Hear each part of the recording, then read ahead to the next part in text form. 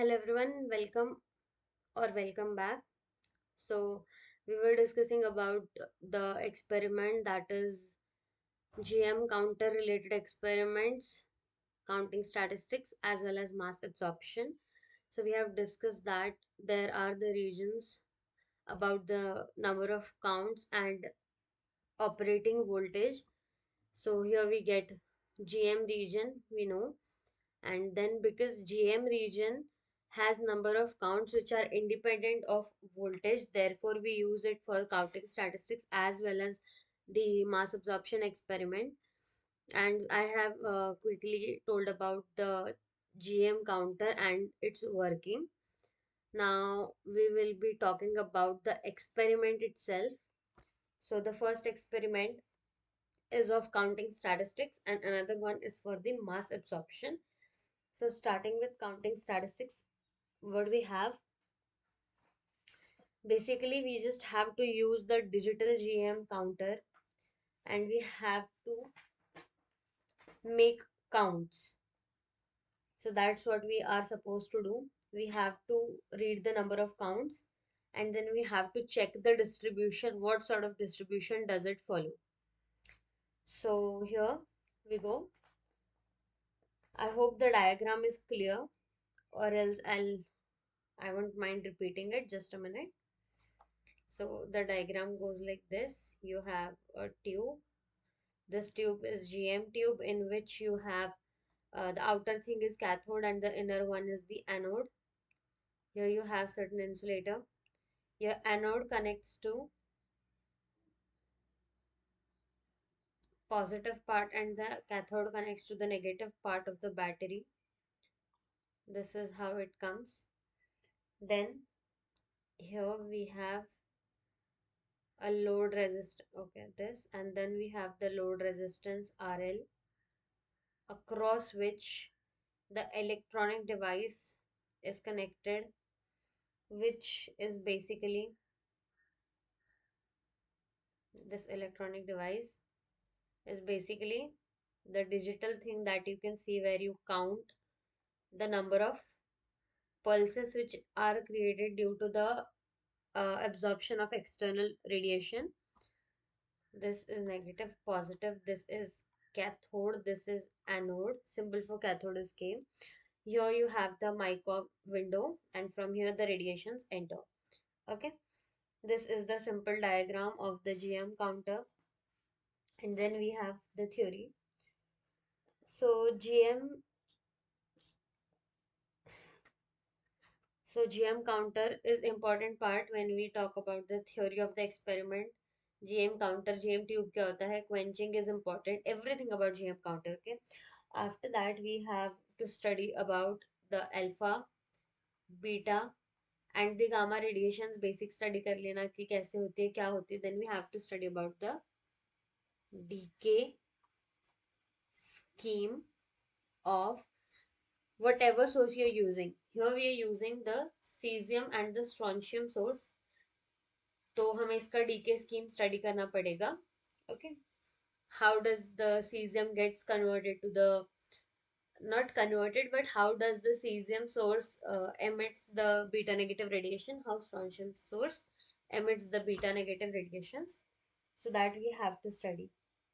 Now, what happens is, see, this is done, this part is done. Once you open the lead castle, there we have a lead castle. Okay, we have a lead castle. We have to keep our sample here. The source here, it goes up somewhere. Here is the opening, mica opening. See, this is how much the height is of this, and then you have a mica window here, and your beta negative radiation goes in, all the connections are there, and then you have this box. So what do you have to do as your previous setting is that you have to vary the voltage. At first you can see everything on the screen. You have to set, what do you have to set? You have to set the paralysis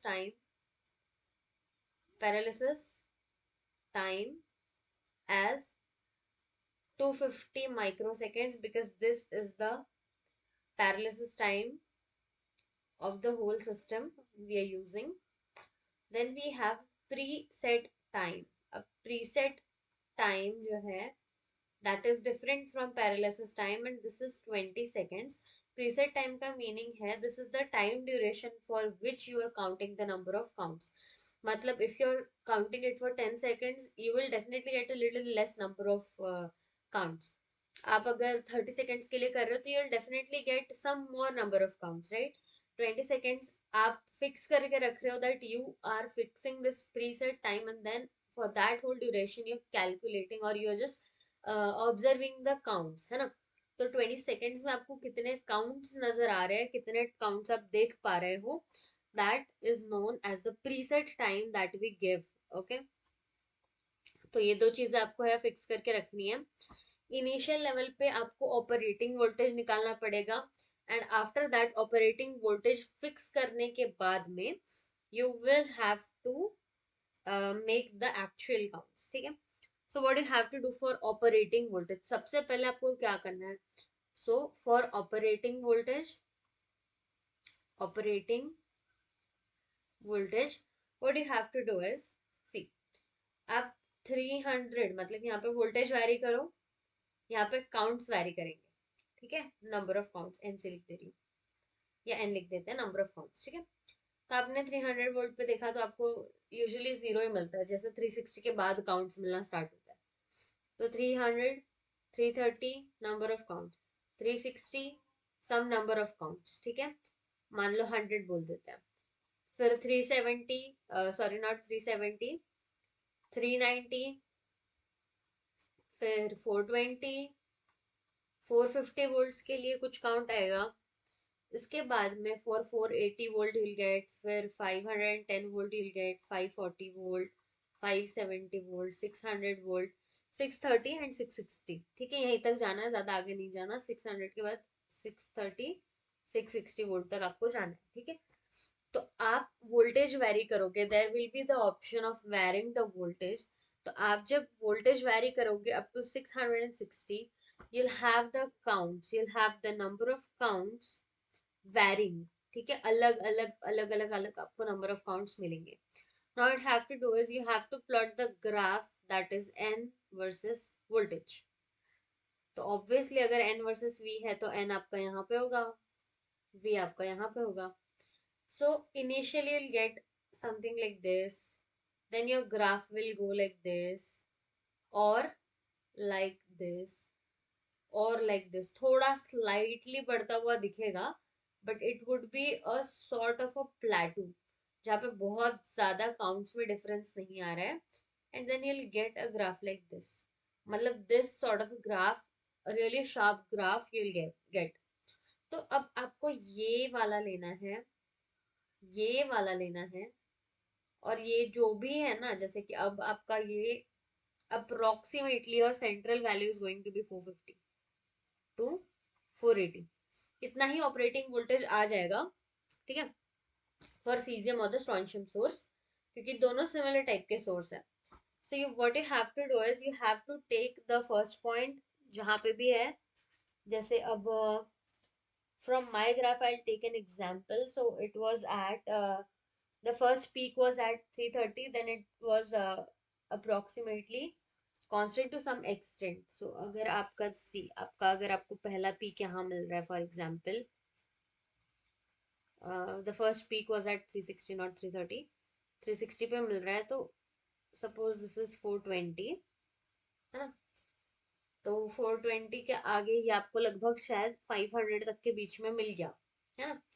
तो कितना यहाँ से थोड़ा सा 40 आगे, यहाँ से थोड़ा 40 पीछे, यानी कि here somewhere you will have 460 volt and this 460 will be your operating voltage. ठीक है, तो इतने वोल्ट पे उसको रखना है.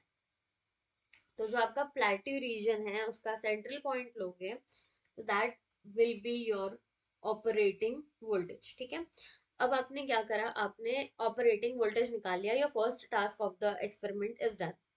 second task is now you have to fix the operating voltage, and now you have to count the number of counts. Okay, and you have to take 120 to 180 readings. Okay, 120 to 180 readings आपको लेने हैं. Also see, यहाँ पे ये जो मैंने आपको बोला कि आपने n निकालना है, इसमें आई टेल कि इसमें ना सिर्फ n मतलब एक रीडिंग काउंट से नहीं लेना है आपको. You have to take n1 n2 n3, मतलब एक सिंगल वोल्टेज पे आप 3 बार स्टार्ट रिस्टार्ट करके रीडिंग्स लो. ठीक है, फिर इसका एवरेज, इस n का एवरेज जो है ना, वो इन तीनों का एवरेज होगा, है ना. इन तीनों का एवरेज मतलब ये n1 एवरेज, फिर ये होगा n2 एवरेज. ठीक है, तो ऐसे करके आपको रीडिंग्स लेनी है. And this is the graph of n average versus the v. Okay, तो आपको ये 4 कॉलम का 5 कॉलम का टेबल मिलेगा, पहला वाला. ठीक है, then for the fixed operating voltage आपको ये मिल गया 460 पे, जितने भी आपको ऑपरेटिंग वोल्टेज मिल गया. ठीक है, तो उस ऑपरेटिंग वोल्टेज को फिक्स कर देना है. इसके बाद में आपको वापस प्रीसेट टाइम, अगर आपने चेंज वेंज किया होगा तो प्रीसेट टाइम जो है इसको 20 सेकेंड्स कर देना है.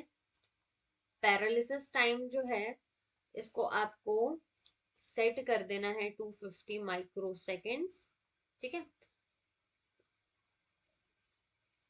और अब आपको क्या करना है, ये जो 120 टू 180 रीडिंग लेनी है ना, उसके पहले आपको विदाउट सोर्स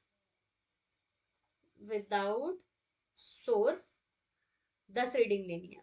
ठीक है, और उसके काउंट्स लिखो. मतलब ये आपका first reading, second reading, third reading, fourth reading, fifth reading, sixth reading, seventh reading, eighth, ninth, tenth. और यहाँ पे इसके आएंगे number of counts.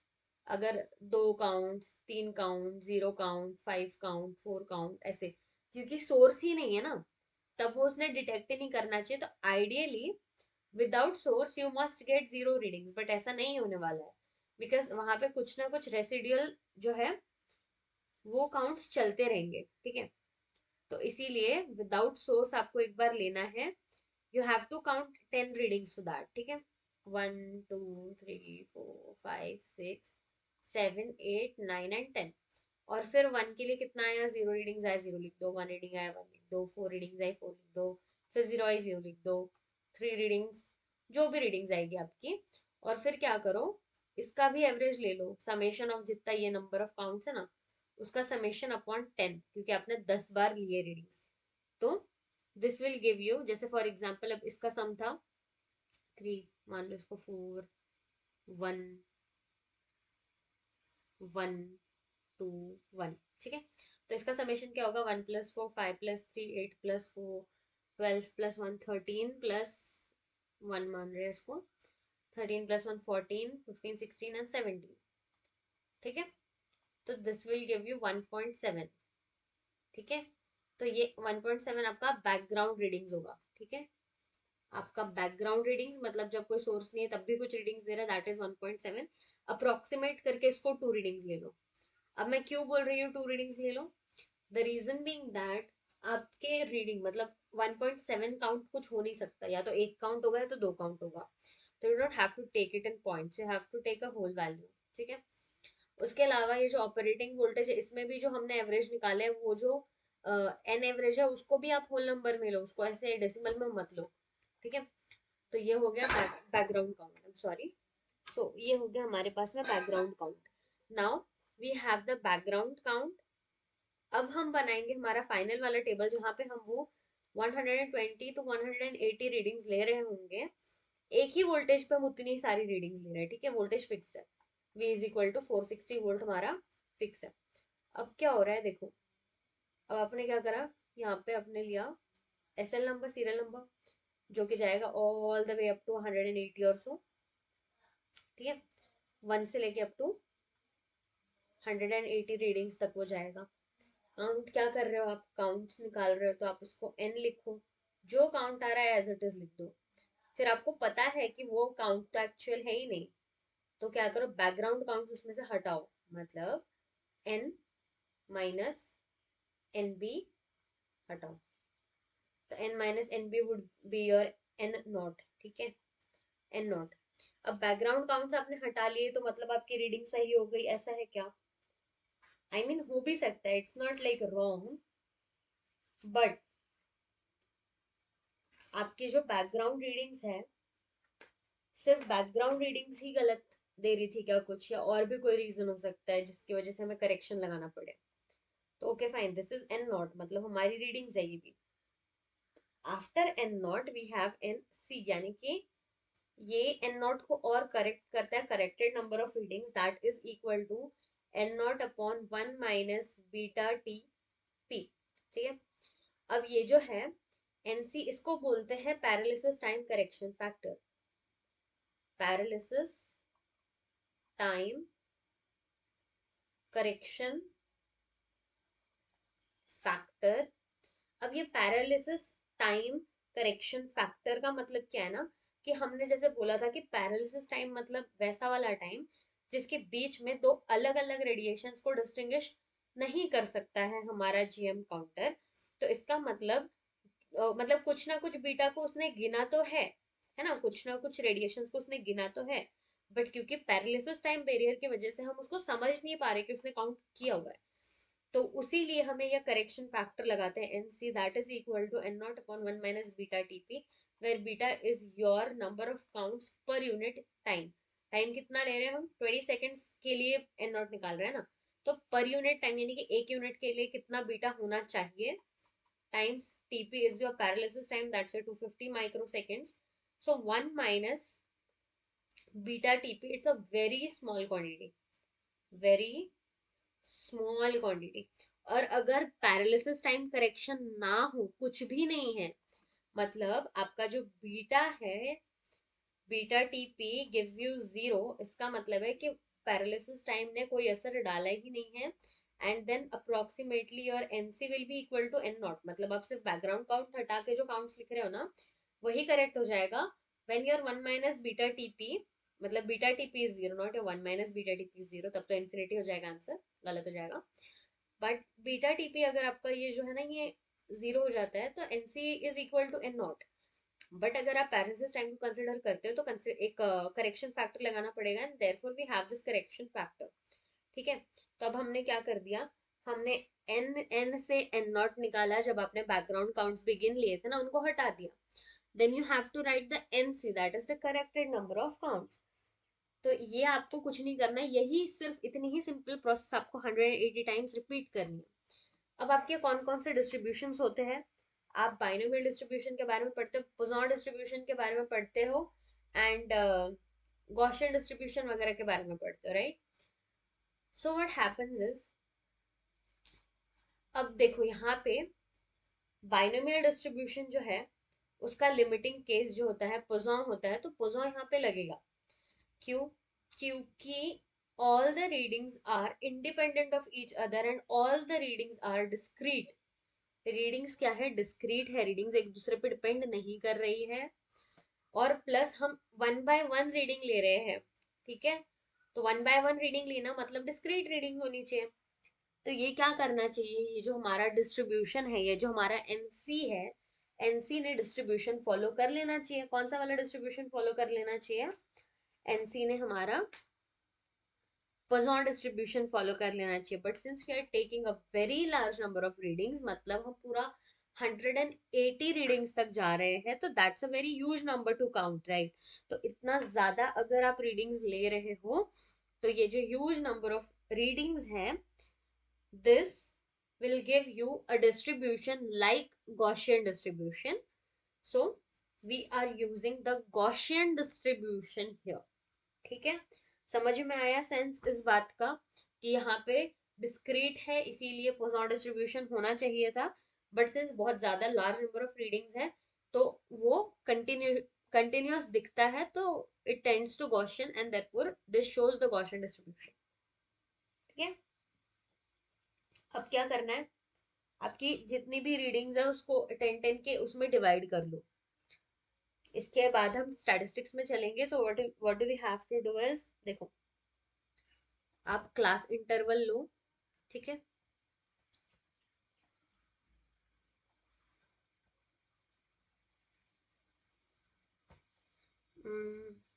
Just a minute, ठीक है। देखो आप क्या करो, आप क्लास इंटरवल लो, ठीक है।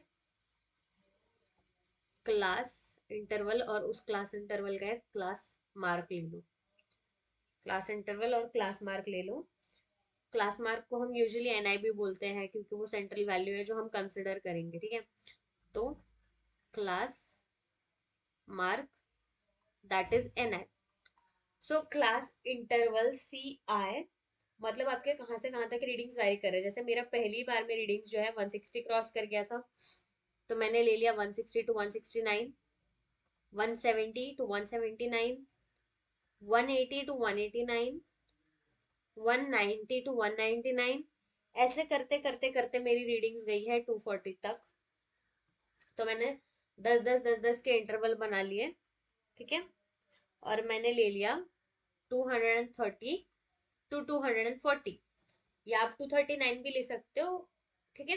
तो 239 ऐसे करके, और मैंने लास्ट इंटरवल को बस बढ़ा लिया, बाकी सारे ऐसे इंटरवल्स। अब इसका क्लास मार्क क्या होगा, 160 और 169 के बीच का है 164.5, 174.5, 184.5, 194.5, and so on. This goes on. Then you have 234.5, या आप यहाँ पे सीधे 235 लिख सकते हो।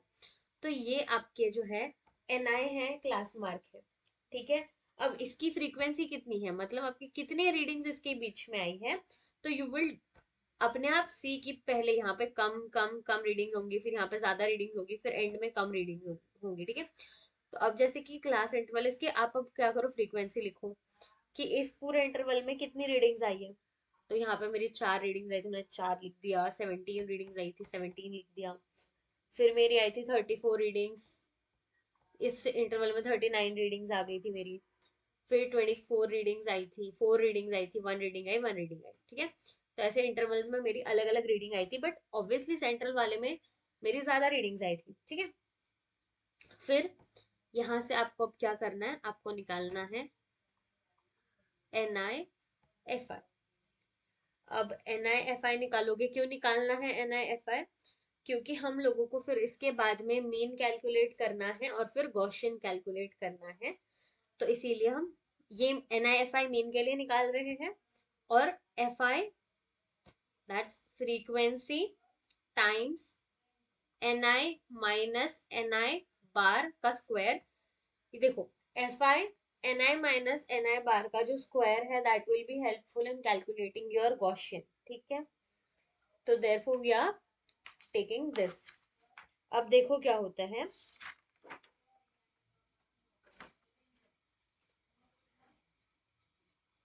ये हमने लिख दिया। अब देखो ऐसा होता है कि जो हमारा गॉसियन होता है ना, गॉसियन का फॉर्मूला होता है that depends on ni as well as the average value of ni, ठीक है। देखो पहले पोजॉन लिखते हैं क्योंकि पोजॉन है ये एक्चुअल डिस्ट्रीब्यूशन। तो आपका जो पोजॉन डिस्ट्रीब्यूशन है जो कि एन और एन बार, यानी कि आपकी एन आई रीडिंग और एवरेज रीडिंग दोनों पे डिपेंड करता है।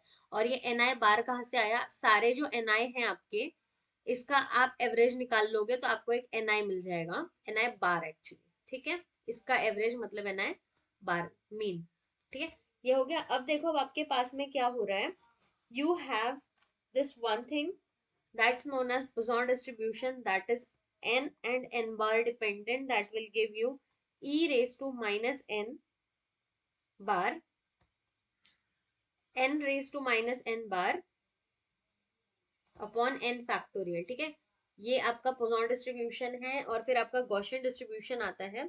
तो जो आपका गॉसियन डिस्ट्रीब्यूशन है किस किस चीज पे डिपेंड करता है, ये आपके एन आई रीडिंग पे, एन बार पे, और सिग्मा पे। What is your sigma, sigma is your standard deviation, ठीक है।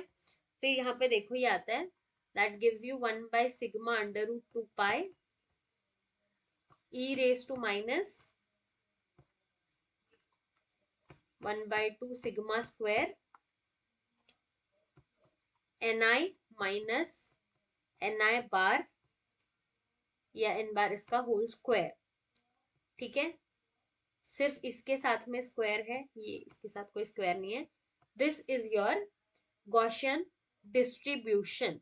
अब आपने वहां पे एफ आई एन आई लिया था, फिर उसके बाद एन आई और एन आई बार का स्क्वायर लिया था, वो सबका क्या करना है, वो सब यहाँ पे डालना है कि यहाँ पे उसको पुट करना है।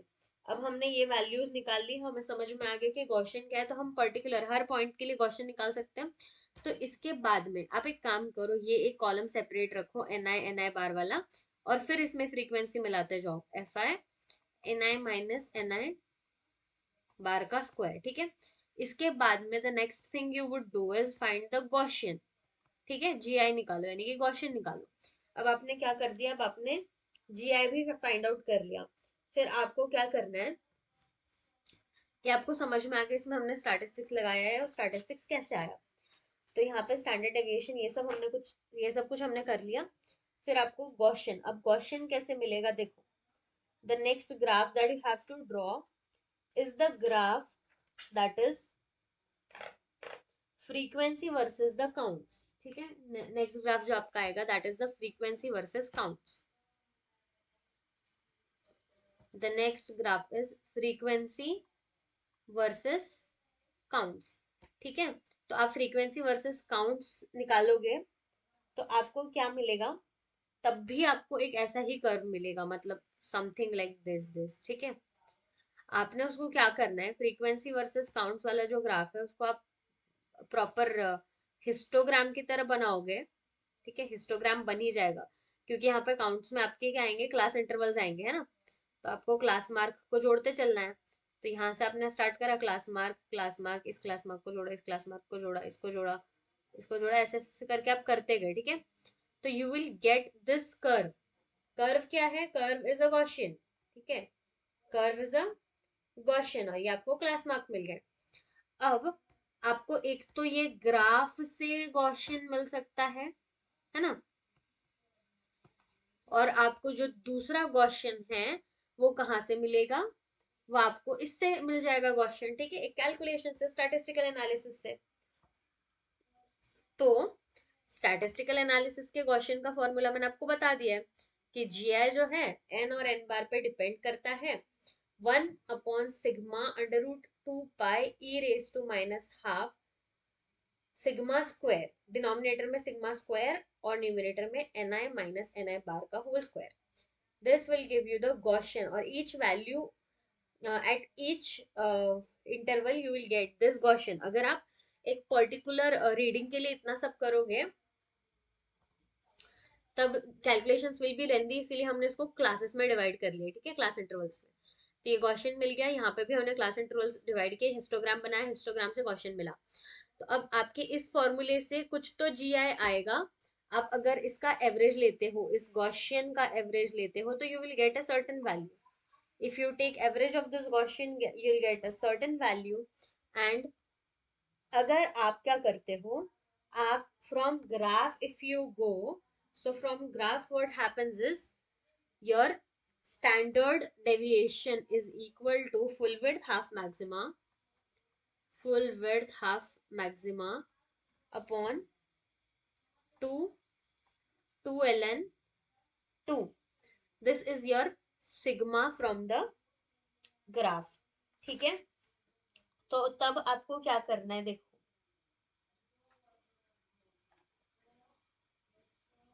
your sigma, this is from the graph, and from your calculations you have got sigma is equal to fi ni minus ni का स्क्वायर, ni बार का स्क्वायर। ठीक है, this is from the calculations, this sigma is from the calculations and this sigma is from the graph।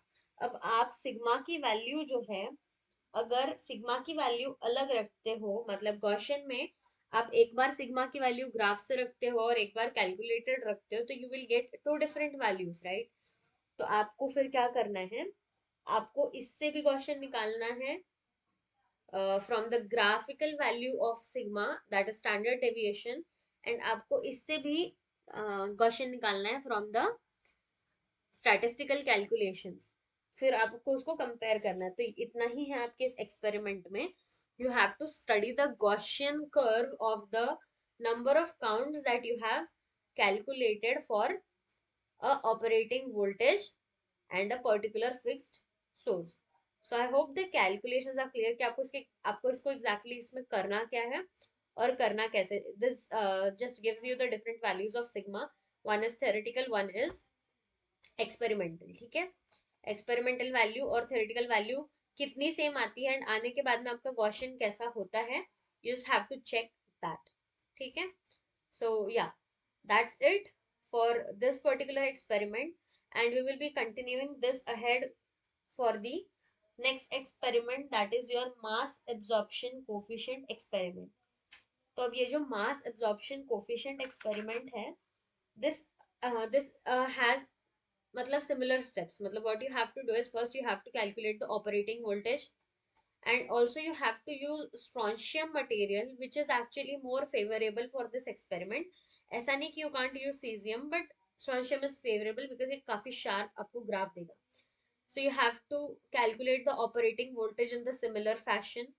After that what you have to do is कहाँ से अलग करना है. आपने ऑपरेटिंग वोल्टेज तक तो सेम कर लिया, उसके आगे आपको कहाँ से डिफरेंस मिलेगा. तो आपको जो नंबर ऑफ काउंट्स है आपके, सी नंबर ऑफ काउंट्स आपको एज इट इज लिखने हैं, मतलब जो आप एन सी तक करते आ रहे थे आपको वो एज इट इज लिखना है. एन, उसके बाद जो हमने एन नॉट निकाला था that is equal to N minus N B, ये भी सेम रहेगा. इसके अलावा जो आप एन सी निकाल रहे थे, N C is equal to N naught upon one minus beta T P, ये भी सेम रहेगा. फिर इसके आगे आपको एल एन एन सी निकालना है. ठीक है, एल एन एन सी निकालना है. ये हुई एक बात. और दूसरी बात क्या हुई, देखो ये मैंने आपको आधा ही बताया है table. Let's discuss the complete table, लेकिन उसके पहले इसका थोड़ा हम कंसेप्ट समझेंगे कि what's the concept of this, हम ये इतना क्यों कर रहे हैं. ठीक है, तो अभी देखो ऐसा है कि हमारे पास में क्या है, अब सेम है, जीएम काउंटर भी वही है, जीएम ट्यूब भी वही है, बस इस बार हमें क्या करना है, हमें मास अब्जॉर्प्शन कोफिशिएंट निकालना है. What is our aim, aim is to study the mass absorption coefficient for aluminium. ठीक है, एल्यूमिनियम. अब क्या होगा, हम लोगों का जो एक्सपेरिमेंट है उसमें हमने वो तो निकाल लिया कि ऑपरेटिंग वोल्टेज कैसे आया, यहां तक में पूरा एक्सपेरिमेंट सेम है जो हमने काउंटिंग स्टैटिस्टिक्स में किया था. उसके आगे क्या करना है, एल्यूमिनियम की अलग अलग थिकनेस की आपको डिस्क्स मिलेंगे. ठीक है, सबका थिकनेस अलग अलग होगा. मैं आपको बढ़ते हुए सीक्वेंस में बना के दिखाने की कोशिश कर रही हूँ कि आपको सेम डायमीटर सेम रेडियस की अलग अलग डिस्क मिलेंगी जिनका वॉल्यूम अलग अलग होगा. तो आपको क्या करना है, आपको ऐसे टोटल 13 डिस्क मिलेंगी. ठीक है, 13 डिस्क मिलेंगी. इन 13 डिस्क का आपको स्क्रू गॉज से थिकनेस कैलकुलेट करना है. ठीक है, तो वहां से आपका जो फाइनल वाला ऑब्जर्वेशन टेबल है वो स्टार्ट होगा. ठीक है, तो यहाँ पे आपको सबसे पहले लिखना है एसआर नंबर, सीरियल नंबर आपका. ठीक है, फिर इसके बाद में अब ये कहाँ तक जाएगा, तो 12 तक जाएगा. 1 2 3 4 5 6 7 8 9 10 11 12. मैं 12 तक लिख रही हूँ क्योंकि मैंने 12 डिस्क यूज किए एक्सपेरिमेंट के लिए, but you can take all the 13 disc. ठीक है, that will give you more correct observations. तो अब एसआर नंबर है, 13 डिस्क है, तो आपको सबसे पहले थिकनेस लिखनी है. थिकनेस किस में मेजर करनी है, एमएम में कर रहे हो आप.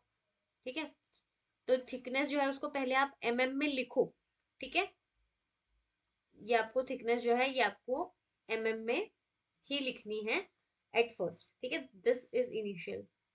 अब क्या करो, आपको पता है कि जो डेंसिटी है ऑफ एल्यूमिनियम, अगर नहीं भी पता है तो भी मैं बताती हूँ, density of aluminium is 2700 mm per gram cube, ठीक है। This is the density, just a minute, it's mass by volume, right, so gram per mm cube. हाँ, तो ये जो है, ये डेंसिटी है एल्यूमिनियम की, दैट इज 2700 ग्राम पर मिलीमीटर क्यूब। अब क्या करो, अब आपकी जो थिकनेस टी है mm में, उस टी को इससे मल्टीप्लाई कर दो, तो आपका यूनिट बन जाएगा gram per mm square. Bear with me, मैं बताऊंगी कि हमने क्यों किया है। देखो,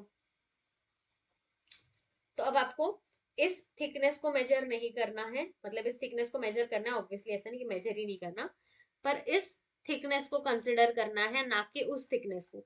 आप वो कर लो कि इसका पहले ना एरर वगैरह निकाल लेना, हटा लेना, जो आप थिकनेस मेजर करोगे ना, तो आपका जो स्क्रू गॉज है, स्क्रू गॉज में एरर कितना है वो सब देख लेना, उस हिसाब से ऐड या सब्ट्रैक्ट कर देना उतनी वैल्यू, और फिर जाके आप फाइनल अपनी थिकनेस लिखना, ऐसे नहीं कि सीधा अटकाया और मेजर कर लिया, ऐसे मत करना।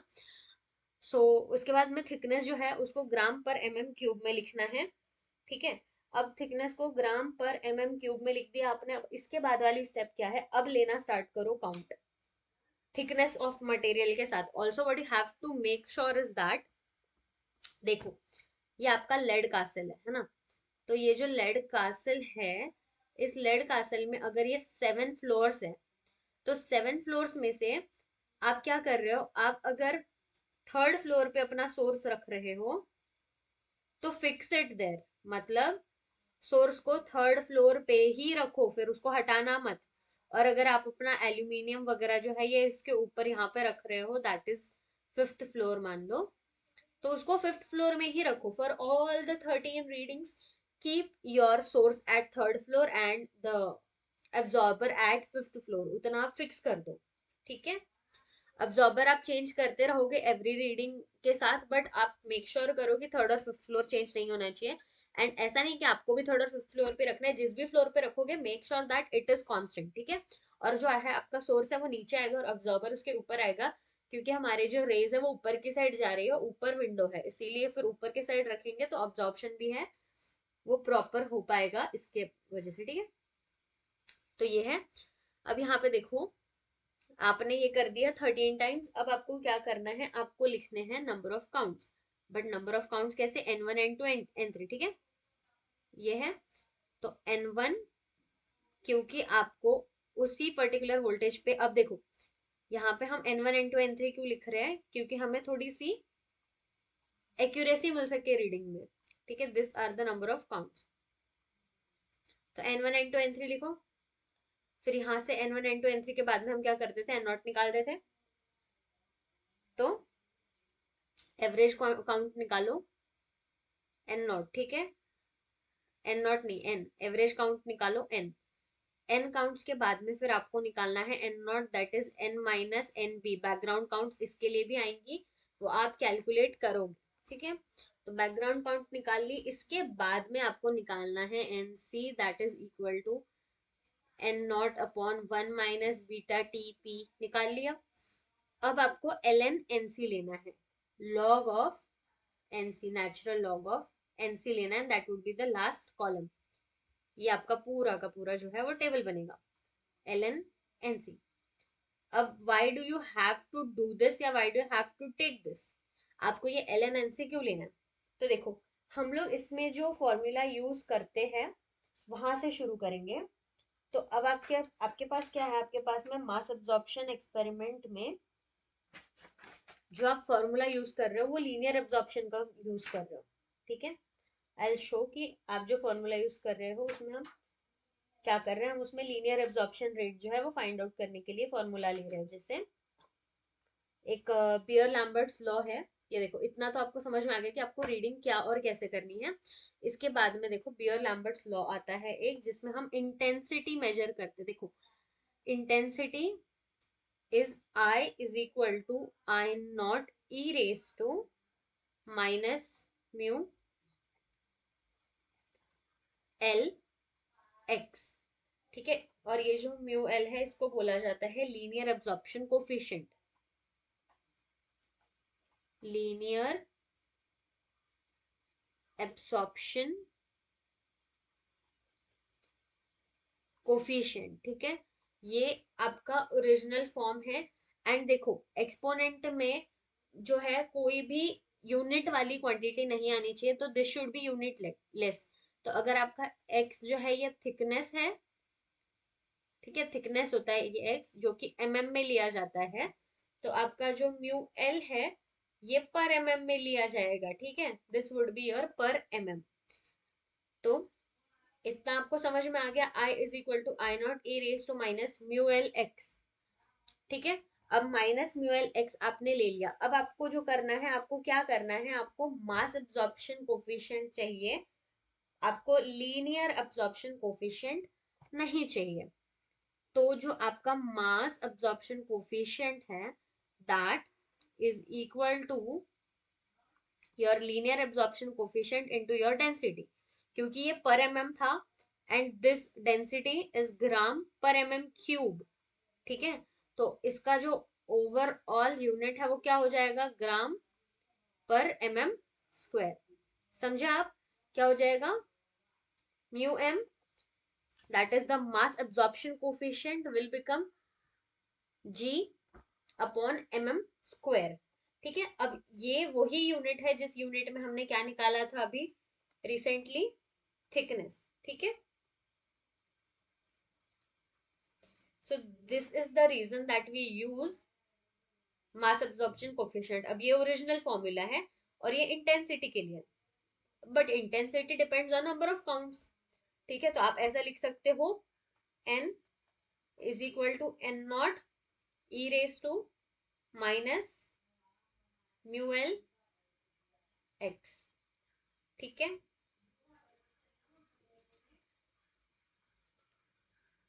अब क्या है देखो, अब आपको खाली वैल्यूज जो है ये सब्स्टिट्यूट करनी है वहां पे।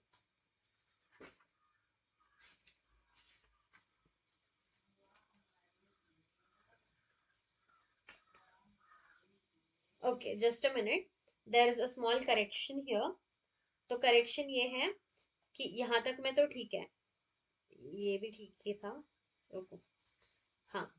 The correction, the small correction here is कि आपका जो मास एब्जॉर्प्शन कोफिशिएंट है that is mu L upon rho not product.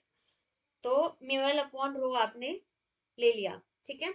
तो इसका मतलब है कि आप म्यूएल को क्या लिख सकते हो, रो म्यू एम लिख सकते हो, that is equal to mu L, ठीक है। एंड देयरफॉर हम क्या करते हैं देखो, आई होप इतना समझ में आ गया and the confusion is not मतलब मेंटेन्ड, यहाँ तक कंफ्यूजन क्लियर हो गया कि म्यू एम जो है ये म्यूएल अपॉन रो है, that is rho is your density and mu L is was your linear absorption coefficient, ठीक है। तो rho is rho times mu M is equal to mu L. अब हम फॉर्मूले में इसको सब्स्टिट्यूट करते हैं, तो what do we get is that I is equal to I naught E raise to minus mu L था तो उसकी जगह पे आप रो म्यू एम एक्स लिख सकते हो। X is still the thickness in mm, rho is still the density in gram per metre cube. तो आप रो एक्स मल्टीप्लाई कर दोगे तो you will get I is equal to I naught E raise to minus mu M rho X, ठीक है। और आप रो x को कलेक्टिवली लोगे जो कि हमने टेबल में करा, देखो हमने क्या किया है, यहाँ पे आपने थिकनेस में ली थी, फिर हमने थिकनेस को 2700 से मल्टीप्लाई कर दिया, तो ग्राम पर स्क्वायर में आपको कुछ मिला। इसका मतलब क्या है, हमने यहाँ पे क्या किया है, जो थिकनेस आपकी थी थिकनेस टाइम्स रो कर दिया, है ना। तो हम इस क्वांटिटी को एक कलेक्टिव क्वांटिटी ले रहे हैं रो एक्स को थिकनेस के नाम से, जिसको हम टी बोल देते हैं अभी, ठीक है। और ऊपर यहाँ पे भी कर देते हैं इसको करेक्ट, यहाँ पे टी इसको नहीं बोलते, इसको अपन एक्स बोल लेते हैं फिलहाल के लिए। This is your X and this is your T, ठीक है। तो वो थिकनेस हमने ले ली, तो I is equal to I naught e raise to minus mu M rho X, यानी कि इसको आपने थिकनेस ले लिया टी। अब आपकी जो इंटेंसिटी है that depends on the number of counts, therefore you can take this as n is equal to N not e raise to minus mu M t, ठीक है। N is equal to N not e raise to minus mu M t, और इस फॉर्मूले के साथ हमको भी आगे बढ़ना है, ठीक है। तो अब आपको जो मास एब्जॉर्प्शन कोफिशिएंट है ये निकालना है, तो इसके लिए आपको क्या करना पड़ेगा, आपको लॉगरिथम लेना ही पड़ेगा, है ना। आप दोनों साइड पे लॉग लोगे तो ही सॉल्व कर पाओगे। तो you have to take the ln n is equal to ln n not.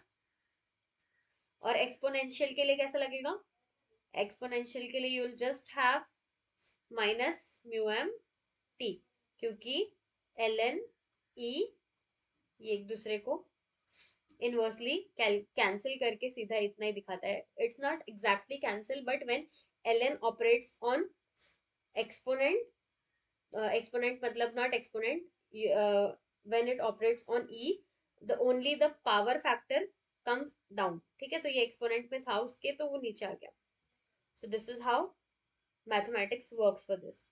now this is ln, this is ln, इसको एक साइड ले लोगे तो आपको क्या मिलेगा, ln n minus n not is equal to minus mu M T. तो इसका मतलब ये हो जाएगा ln n by n not is equal to minus mu M t. अब ये जो है ना, देखो यहाँ पर रिलेशन आपको नजर आ रहा होगा। अगर मैं यहाँ पे इसको ऐसे ही रखूं, ठीक है, if I don't do anything to this, तो व्हाट डू वी गेट, देखो ln n minus ln n not is equal to minus mu M T. तो आप इसको ऐसे देख सकते हो, y this is c, this is m, this is x। So आपका जो ये है वैरी कर रहा है, y is equal to M X plus C, आप इसको लिख सकते हो, ठीक है। y is equal to M X plus C, इस फॉर्म में आप लिख सकते हो इसको, ठीक है। तो आप इसको जब इस फॉर्मेट में लिखोगे y is equal to M X plus C के फॉर्मेट में, तो आपको क्या मिलेगा, देखो यहाँ पे ये गलत है, ऐसे आएगा ln n माइनस ln,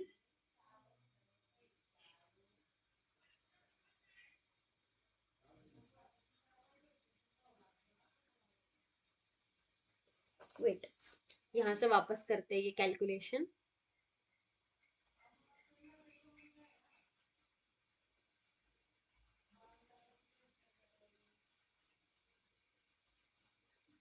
देखो यहाँ से करते हैं इसको, सबसे पहले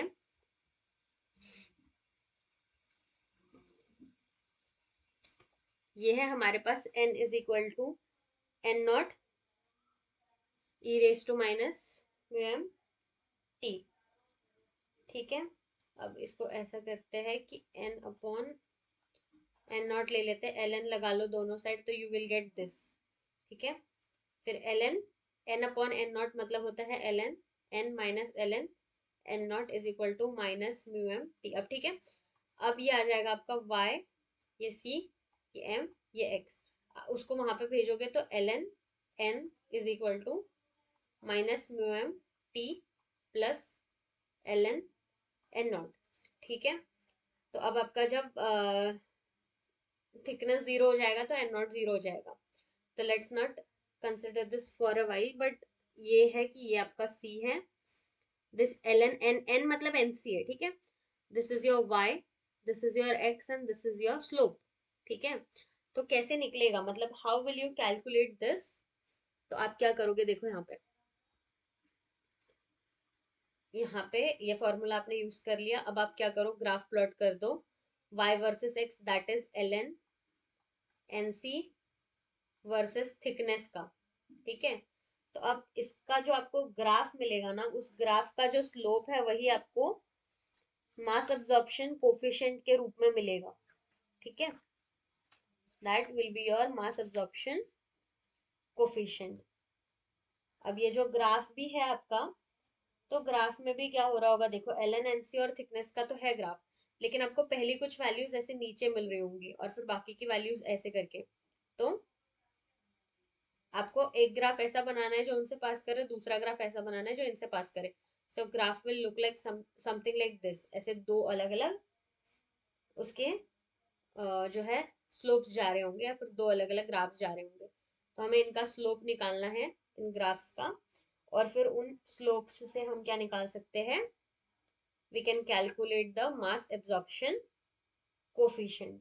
ठीक है, तो स्लोप 1 और स्लोप 2 दो स्लोप्स है, तो इसीलिए फिर दोनों के लिए मास एब्जॉर्प्शन कोफिशिएंट हम निकालेंगे और फिर उससे हम लोग एनर्जी कैलकुलेट कर सकते हैं। ठीक है, एनर्जी का फॉर्मूला जो है that is E is equal to r max plus 106 upon operating voltage. तो आपका जो ऑपरेटिंग वोल्टेज है जो भी होगा, ठीक है, एंड ये R max is 1035, 106 upon operating voltage. तो यहाँ से आप एनर्जी भी निकाल सकते हो, क्योंकि दो स्लोप्स मिला तो आप E1 और E2 एनर्जी निकाल सकते हो। ठीक है, तो ये energy emitted by beta raise ऐसा आप बोल सकते हो, और बाकी आपको मास एब्जॉर्प्शन कोफिशिएंट निकालना था, that was your main M, तो वो ऐसे निकल जाएगा। ठीक है, सॉरी, तो ये ऐसे निकल जाएगा। आई hope the concept is clear, और हम ये क्यों करते हैं, क्या करते हैं, आपको समझ में आ गया। So if you want to study more about it, you can read more. ठीक है, सो या that's it for both the experiments जो हमने अभी किए, mass absorption coefficient as well as the counting statistics.